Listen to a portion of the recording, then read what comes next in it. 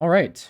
So this is Openstax U.S. History, Chapter 11, Section 4, the Mexican-American War, 1846 to 1848. So I'd mentioned this in one of the earlier chapters, is that, really between the presidencies of, let's say, James Madison, the fourth president of the United States, and the 16th president, Abraham Lincoln, there really aren't that many important or significant presidents. One of them is Andrew Jackson, and we talked about why he was significant. But perhaps the other most important one, and maybe one that you would want to know, certainly in an American history class, is that of James K. Polk. Perhaps the most important one term president the United States has ever had, and probably a name that you maybe haven't even heard of before. James K. Polk runs and assumes the presidency in the mid to late 1840s. And the reason why he is significant is, and this is kind of the way that you want to remember him, is that his presidency is synonymous with manifest destiny. Manifest destiny is sort of a difficult term to just kind of give a definition, but we can describe manifest destiny as the idea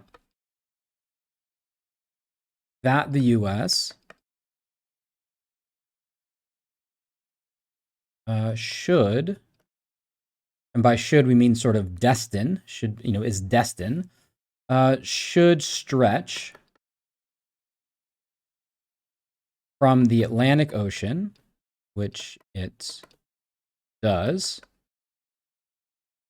to the Pacific Ocean. The idea that the United States should go from sea to shining sea.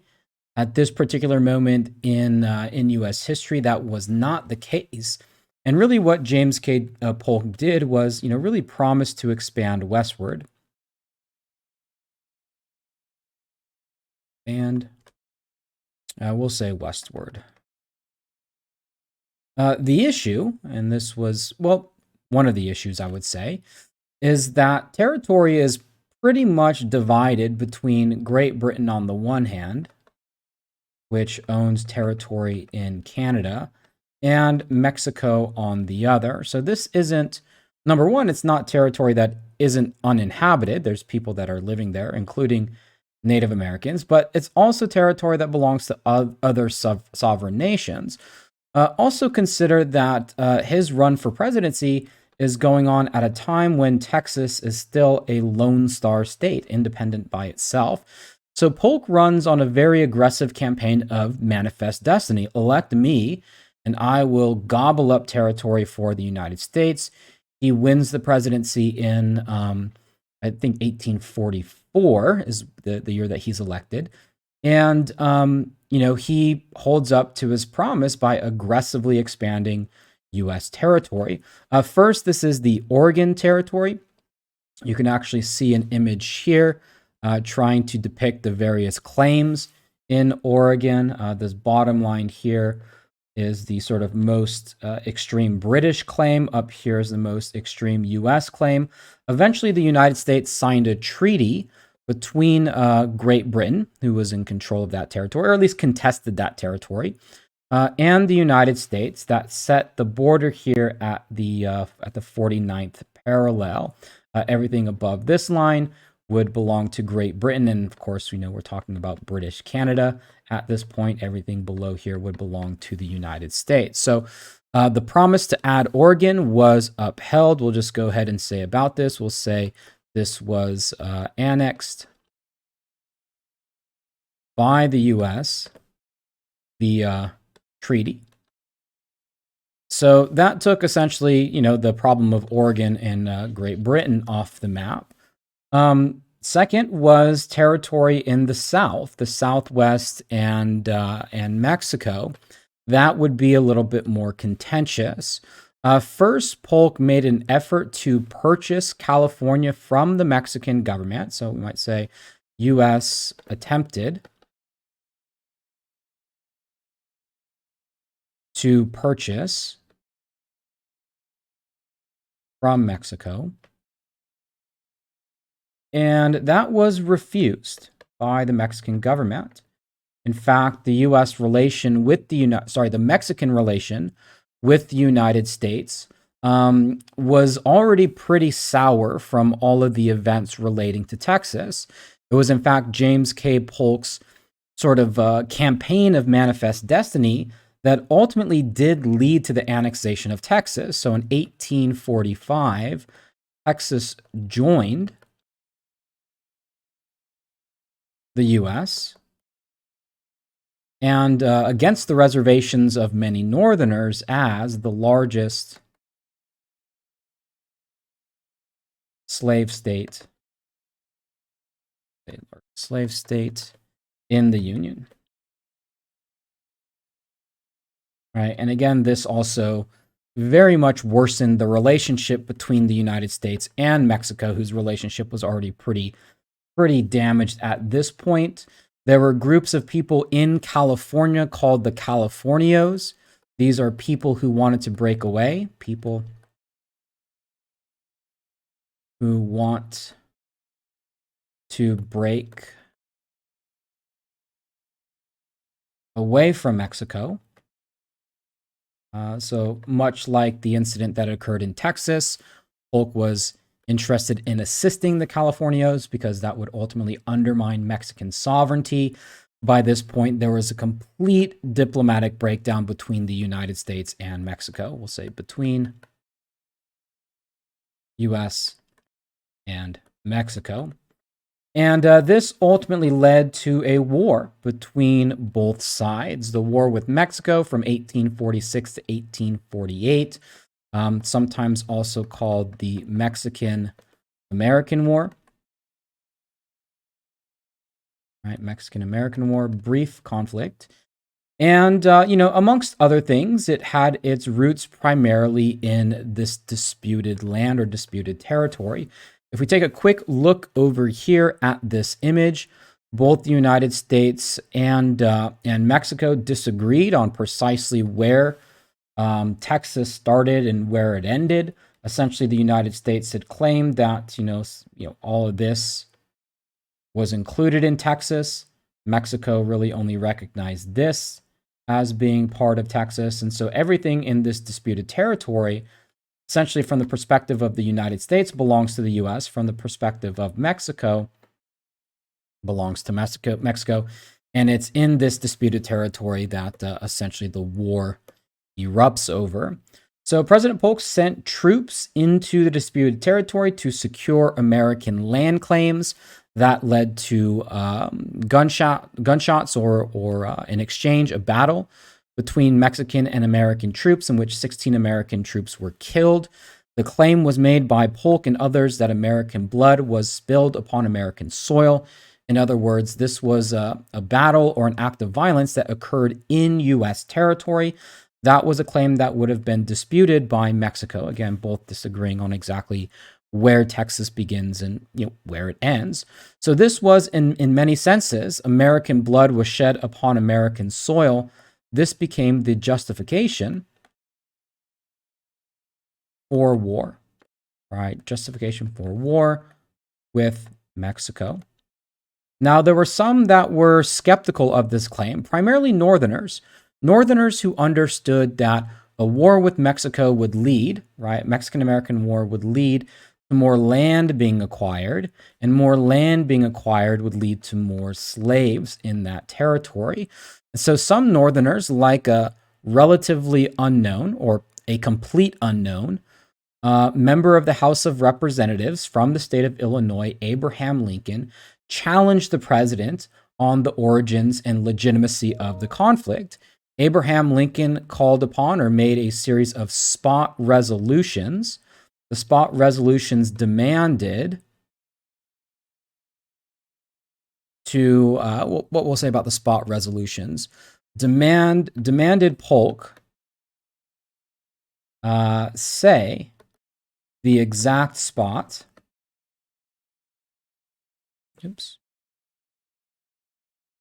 Exact spot, hence spot resolutions, where blood was spilled. In other words, this was coming from an Abraham Lincoln who didn't believe that this war was just and that this, show me the spot on the ground where this blood was spilled in order to justify this war with Mexico. Abraham Lincoln was not supported in this. Most of Congress and most of the United States was swept up in war fever. Many Northerners who even opposed the war secretly didn't do so publicly because they were scared of being called unpatriotic, and probably rightfully so. Abraham Lincoln was voted out of office shortly after this, or didn't hold on to his position in government for very long and went back into the private sector. And so just like that, war with Mexico was on. Now, in terms of the actual conclusion or the outcome of the war, that was never really in question. The United States had superior weaponry. Really you can kind of think about the disparity between the United States and Mexico in terms of industrial technology. The U.S. had better guns, better bullets, better uniforms. They had a better way of transporting things, via steamships. It was an industrial nation versus a pretty pre-industrial or non-industrial nation. And that really led to U.S. victories in almost all the battles. There was very few battles that the United States actually lost in this war. But during the course of the war, General Zachary Taylor was given charge of American troops. He became a war hero along with political ambitions. Zachary Taylor, in a lot of ways, is sort of a contemporary at this time, George Washington or Andrew Jackson. He is coming in I wouldn't say it's a long line, but it's the beginning of a line of generals turned presidents or generals turned politicians. He was known as Old Rough and Ready, which was a nickname, and he was, really beloved by the American population in the same way that Andrew Jackson was. Other generals, including General Stephen Kearny, was responsible for taking over San Francisco. We might just say taken by the U.S. There really wasn't much resistance there, as some people in California already wanted to break away from Mexico.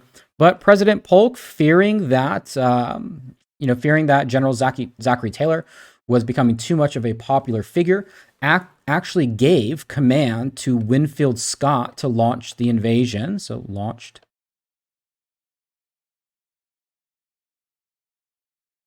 invasion of Mexico. Polk believed that whichever general captured Mexico City, which General Scott did, in addition to capturing Veracruz and Mexico City. We'll just say both these cities. These are Mexican cities captured by the U.S. He believed that whatever general captured Mexico City would be sort of the most popular figure in the U.S., and he feared Zachary Taylor's political ambitions, so he gave it to Winfield Scott to do it. But even despite that, Taylor was still very, very, very popular. So the war was over relatively quickly. Again, the outcome of the war was never really in question in terms of who would actually win the war and win what battles. What was in question, though, was what would be the treaty and the peace settlement. What would be the result of this? The Treaty of Guadalupe Hidalgo ended the Mexican-American War, so we'll say ended. We'll just say the Mexican War. Part of it was the Mexican Cession. This was land that went to the U.S. Most importantly was California, but so was New Mexico, Arizona, Nevada. Essentially a big chunk of land on the very northern part of the Mexican Empire now went into the hands of the United States. For the Mexican citizens that lived in that cession, U.S. citizenship was extended. However, the debate really over this treaty was, in some senses, how much of Mexico should go to the U.S. And there were some people who advocated annexing all of Mexico. Others didn't. Some of the reservations about annexing all of Mexico had to do with the demographics or the large population of mestizos. Mestizos is mixed race of Europeans and Indians, along with the large Catholic population. These fears or concerns were in part fueled by xenophobia and racism, or religious intolerance. And so it wasn't all of Mexico that was annexed to the U.S., but rather a large chunk of the northern border. Um, Very quickly, though, following the conclusion of the Mexican-American War, developments began to transpire very, very rapidly. Now, of course, like we had said before, in the United States, northern states were free, southern states were slave. The big debate was over Western territories. And so, of course, there's going to be a big question as to whether or not, and again, we're sort of using this to tie in sort of a larger theme here, and that is, of the Mexican cession, will it be free soil or slave? Right? That's essentially going to be one of the large questions that is posed in the United States following this war. And Northerners want it free, Southerners want it slave. However, that territory is very sparsely populated. It's not as urgent of an issue, immediately following the war. But the gold rush changes all that. The gold rush is in 1848. Gold is discovered in California. Gold discovered in California. And California. And it causes a mass exodus of people to move to California, right? Almost overnight. And so this question about will slavery be legal in California, whereas before gold was discovered, it wasn't really that urgent of an issue because there weren't a lot of people in California. But now, as more and more people are moving there, really overnight with the discovery of gold, now that question becomes a much bigger concern. The people that moved there were called 49ers. This is named after the year 1849. So we'll say these are the people who went to California. Say Cali, in search of gold. Practically nobody got rich. Maybe a very, very few. Most people ended up empty-handed. The gold that could be mined by individual people was called placer gold. This was like surface gold. There wasn't really much of that. Most of the gold mining was actually done by giant, businesses, corporations, heavy machinery, hydraulic mining, we might say, required. Required to mine most of the gold. In fact, the way that gold miners got rich, one of the ways they got rich was not by finding the gold itself or the surface gold, which there was some, but that ran out pretty quickly, was by selling the land to a mining company, and they would actually mine the gold, and the person would actually just get rich simply off the selling of the land.